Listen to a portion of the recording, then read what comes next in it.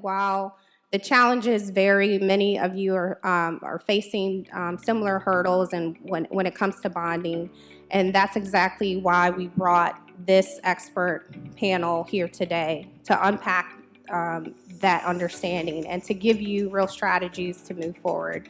So let's get right into the panelists and hear from the panelists, starting with Peter and Steve that represent both the surety agency and the surety company. So we'll talk first about strengthening your bonding profile to grow your capacity. But just to level set the room really quick here, can you just explain to everyone, just take a few seconds, explain the typical relationship between a surety agency and a surety company? We are appointed by the surety company, and a bonding relationship is started between the small business or the business and the surety agency.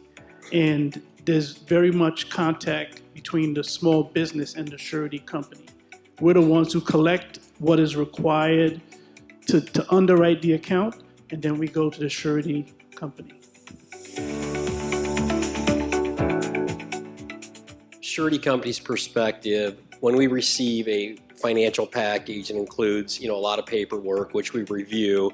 But what we're seeking from the surety agency is help us close the gap in knowing this contractor better. Maybe the agent can provide input as far as, hey, we've written their insurance for 10 years. They've always paid their premium on time. This is the first time they've ever need bonding. Or I've known this individual for a long time, etc. Just background information like that helps the surety company look beyond the paperwork. When we talk about financial health, when it comes to bonding, how does a company's financial profile impact their ability to get bonding? And which metrics do sureties pay the closest attention to? Yeah, so when the surety company is working with the contractor and the agent, they're looking at the financial package they've been submitted, they're analyzing, what's the working capital, what's the net worth, are there any, for lack of better terms, issues to be addressed? And it's not uncommon with that initial submission that the contractor's financials are informal, which sureties can work with that. But as you progress through that relationship, the surety company and agency are going to look for that contractor to strengthen their balance sheet, obviously complete these projects successfully. And as you're doing this, they're going to want to see you grow your balance sheet. And there's going to come that time when, okay, you've grown the balance sheet, things are going well, now it's time to make some large equipment purchases. Before you do that, have a meeting with your surety company, the surety agency. That way you can navigate it, work together, because there's nothing worse than when a contractor goes out, buys a bunch of equipment, takes on a bunch of debt. It really does change that profile and can almost be a step back sometimes.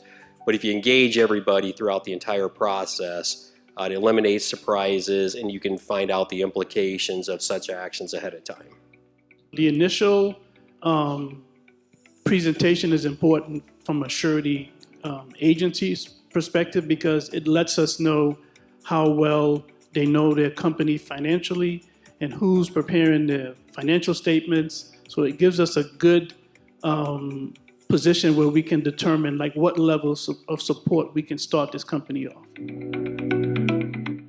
When it comes to building trust with sureties, what are some things a small business can do to build trust and credibility with surety companies early on? So I would say that from the agency perspective, building trust is being upfront with everything about your company and not giving any surprises to the surety company. I think whatever the situation, good, bad, or indifferent, you should tell the surety agent what the issues are and not wait until we underwrite and get a package to get together for the surety company. And then when it goes to the surety company, then we find out things that was not disclosed to us. So I would say, the biggest building trust is making sure that you're upfront with everything about your company.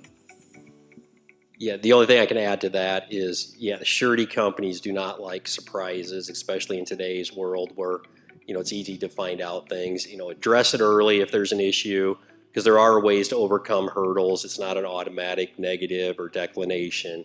Again, just open communication, and we can build from there.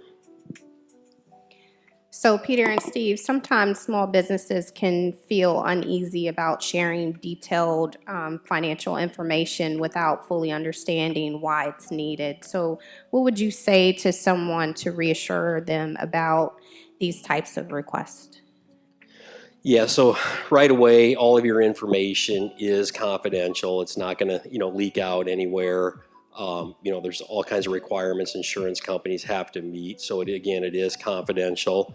But, use bonding strategically for your company. There is some initial work to get set up for bonding, but once you get through that phase, I think it opens up a lot of avenues for you. And once you're in that arena, going from, again, private to public, you want to grow responsibly. You want to grow stage. You don't want to come out of the gate, looking for huge projects, because it's probably not going to happen.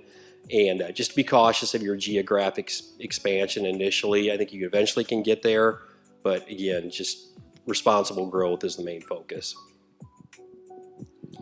What I would add is that as an agent, we have to advocate for you as a business. And knowing where you are financially is extremely important in us being an advocate for you. And we have to have something to make a decision, right? I mean, I get small businesses reaching out to me and they want a $5 million bond and they don't have financial statements. I mean, it doesn't work that way. We have to have something to base our decision on. So I know it's hard giving up your information, but, it's required for us to make an informed decision.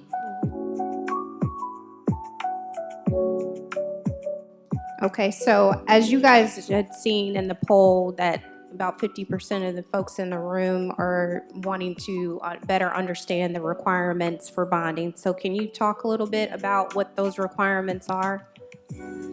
Yeah, so, the initial contact with a small business or just a business in general getting bonded, we're going to send an email requesting financial statements, contractors questionnaire, resumes, confirming cash. We want to know everything about your business, and so that we can make a decision. So it's important that you have that relationship with that agent, and I'm going to keep stressing that because it's so important. Because once you have that trust, you build that trust, and you have that relationship, then it's going to seem a lot easier for you as opposed to not wanting to give up information because you think that you're not going to get bonded. Once we understand what's going on, we're in a position to help you as a business as opposed to not knowing. And the final thing I would say is just a simple Google search on any company. It'll tell us everything about your company if there's anything in the negative that's out there. So, just be upfront. Yeah, the only thing I would add to that is, along the way, you're going to receive a lot of advice and feedback. Take that as being constructive. It's not the surety company or agency versus the contractor. It's there to help you build your company, your small business to be very successful. And use it as a resource.